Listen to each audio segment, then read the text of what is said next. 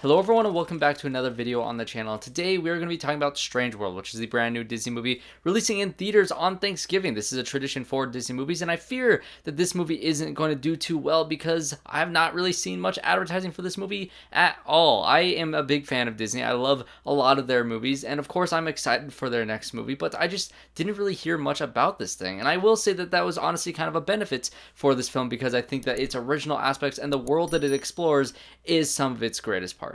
So we are going to be talking about spoilers for this movie. So if you have not seen Strange World and you're a fan of Disney movies and you have a family, go check this one out. It's a very fun family adventure movie that has a lot of fun merits to it. So what is Strange World about? Well, essentially it's about the Clade family with a grandfather, a father, and a son. 3 generations of this family that all have different ideals of what they want to be and what legacy they want to set for their future, generations. The grandfather, JAEGER Clade, is an adventurer. He's an explorer. He wants to go past these mountains beyond the horizon and see what is on the other side. And he's so set on exploring that he's kind of dissociating himself with his son, who'd rather be a farmer. He discovers this one plant that brings power and energy to their world, and he becomes very famous because of that. That is his legacy of being a farmer, of creating this new world for all of them, all these people that live in this town that they live in. However, Searcher Clade's son Ethan wants to be kind of a mixture of both of them. He wants to strive out to be an explorer because his father is so set on him continuing his legacy as a farmer that he's kind of pushing his own son away, therefore becoming his own father. So this movie is very much about this generational gaps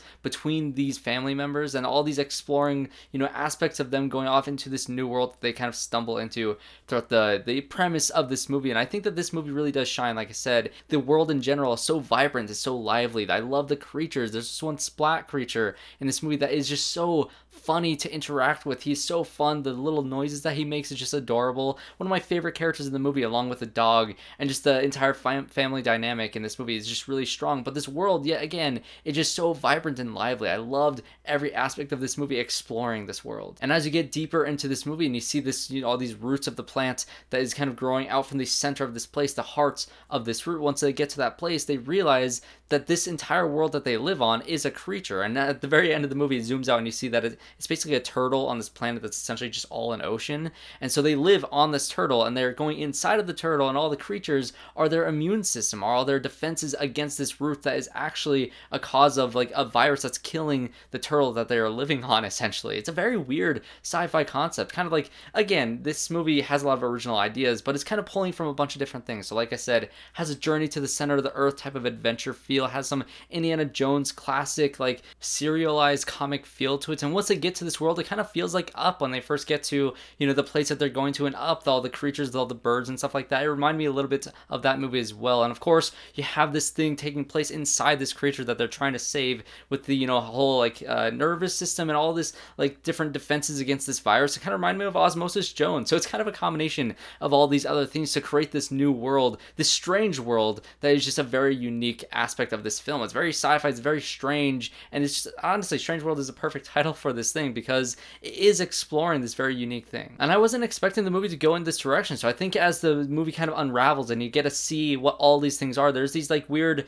like things that kind of flow and like fly through the sky in like a straight line. They're all kind of bunched together, and it seems like it's kind of like the blood cells of this creature essentially, and so they are kind of like journeying across the blood cells at certain points of this movie. There all these different creatures like kind of like plan out and heal the ground as the father's kind of burning everything down. And so it has a lot of just different ways you can look back at this movie knowing that it's supposed to be like a nervous system. It's supposed to be like all these things trying to heal this creature, and all the creatures inside of it are part of a larger organism, and kind of the humans on top of this turtle are kind of like fleas on its back. It's very interesting the way that they set up this world and how it's revealed in the end. And I love how they zoomed out and it's just like a turtle swimming through the ocean. It's so inventive. And although this movie isn't as emotionally gratifying as most Pixar movies are, or especially Raya and the Last Dragon, which was Disney's last, movie that they had released, I really do like those films, but this one just had a very fun adventure feel to it. So it wasn't that emotional thing where you're going to cry at the end. Maybe if you have a very strong relationship with your father, or a very hard relationship with your father, or you kind of really connect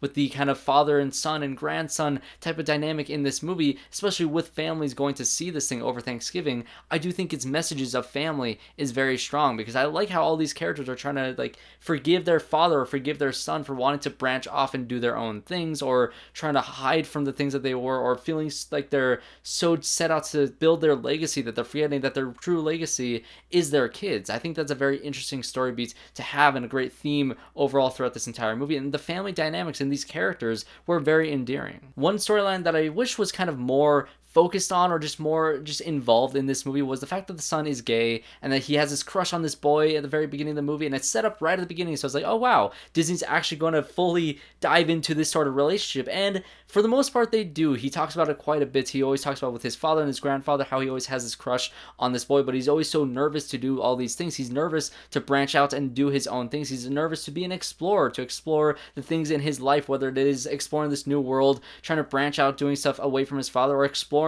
new relationships and new opportunities in his life. That is a great theme of this movie, and it's talked about throughout, but why not bring this kid on the adventure with them? I like the dynamic that they had at the beginning of the movie, and you never get to see him again until actually, I don't remember seeing him again at the end of the movie, now that I think of it. Maybe they do see him at the end, but he's just not in the movie anymore, and they had a great actor to voice him. He was the main character in Love, Victor, so I kind of wish that was more throughout this entire movie. I don't care if this movie is already getting review bombed, just embrace the gay relationships in these Disney movies. Why not? It's just, you replace it with a girl and you have no problems at all, just because it's the exact same thing. So I just wish that they brought him along on the adventure to have the dynamic of, you know, him and his crush being in this entire situation with him, his father and his grandfather, and have just the family dynamic being throughout this entire thing, and just have a more emotional punch at the end, because them all working together at the end of the movie, although it was a sweet moment, I didn't really feel as much as I think the movie wanted me to feel. So although this movie has a great world and a great sense of adventure to it, and the action sequences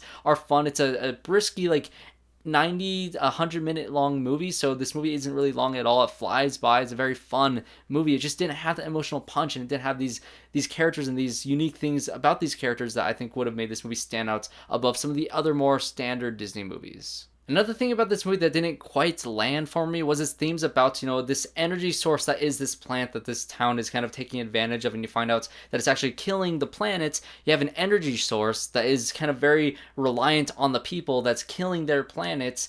It's very, you know, reminiscent of our real world with, you know, an energy crisis, or with, you know, renewable energy, trying to push towards that, a clean energy versus a more destructive energy to our planet.